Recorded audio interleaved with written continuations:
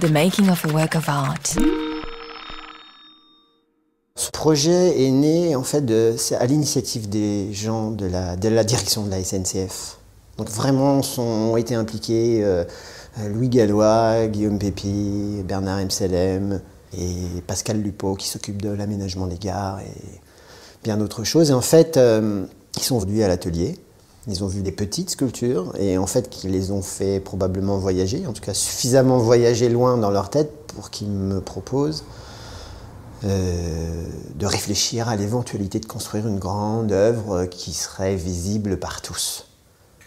Donc c'est parti de là, et ensuite j'ai réfléchi et j'ai imaginé tout de suite celle qui est aujourd'hui installée Gare du Nord. Le concept de la mobilité, il est déjà dans mon travail depuis 20 ans. Et la mobilité fait partie de mon travail depuis le début. Entre le début du projet et l'installation et l'ouverture en fait en gare, il s'est passé 4 ans.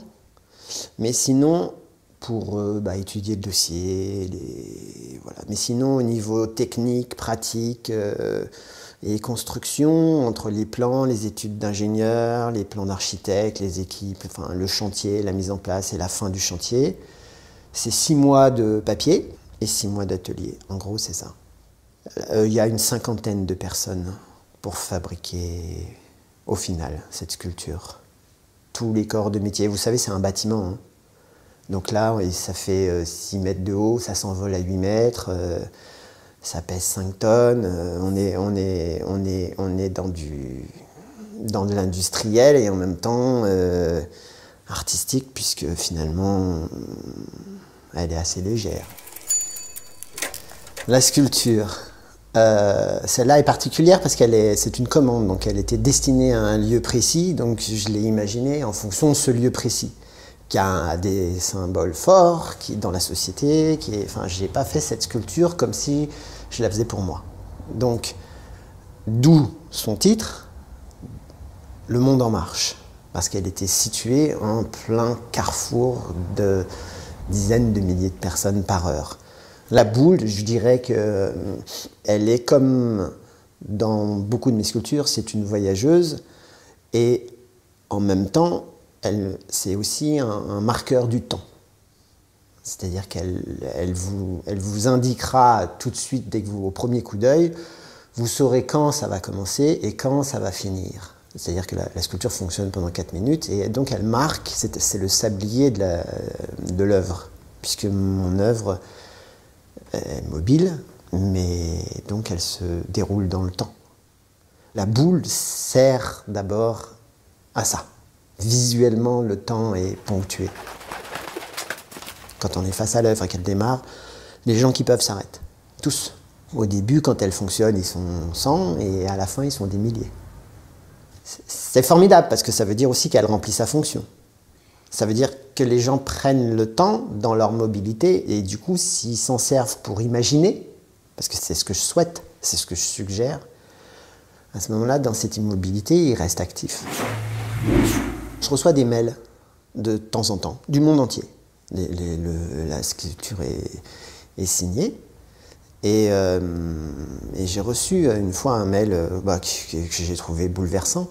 C'est une dame qui me dit qu'elle passe régulièrement 2 fois par jour devant cette sculpture depuis qu'elle est installée, donc probablement parce qu'elle travaille et que son train, enfin voilà. Quoi. Et elle me dit un jour, je me suis arrêté comme à chaque fois, parce que j'adore passer un moment justement devant la sculpture. Et à la fin, je me suis mis à parler avec quelqu'un pour parler de ces nuages, de cet envol, de cette marche. Il me dit, figurez-vous que depuis, je voulais vous le dire, on est mariés avec ce monsieur. C'est formidable. C'est formidable. C'est comme si cette sculpture avait déjà trouvé sa raison d'être. La première sculpture que j'ai faite, c'était il y a 20 ans. On devait prendre la boule, la mettre quelque part. Il n'y avait pas de moteur. Elle était mécanique. On faisait une action, on prenait une initiative. C'était qu'on allait mettre en marche quelque chose. La sculpture. Après, je n'ai fait que des sculptures comme ça qui demandaient à chacun de s'impliquer. Et d'ailleurs, du coup, la boule devient sensible parce que vous êtes un peu responsable de sa mise en action. Après, mes sculptures se sont sophistiquées, mais en tout cas, le Monde en Marche s'inscrit dans tout mon travail. Et après, le Monde en Marche, c'est encore comme ça, à part que je décline toujours le thème du temps, parce que dans la mobilité, il y a l'espace et le temps. Il n'y a pas de mouvement sans espace et sans temps. Donc ça s'inscrit dans tout mon travail sur l'action, sur le temps.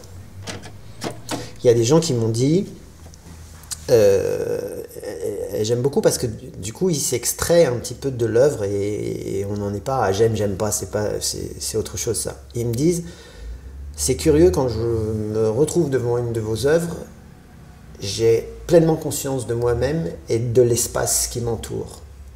Ça, pour moi, c'est le plus beau compliment.